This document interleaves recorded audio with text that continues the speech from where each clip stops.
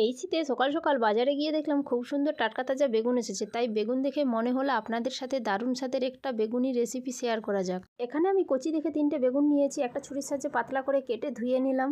একটা বড় পাত্রের মধ্যে হাফ বাটি বেসন, হাফ বাটি চালের গুঁড়ি, পরিমাণ মতো লবণ, 3টে উপকরণ খুব সুন্দর করে মিক্স করে নেব। মিক্স করা আমার হয়ে গেছে। শুকনো মশলাগুলো দিয়ে দিলাম, হলুদ গুঁড়ো, লঙ্কা গুঁড়ো, জিরে গুঁড়ো, কালো জিরে, ময়দা 1 চামচ দিয়ে আবারও খুব সুন্দর করে মিক্স করে নিলাম।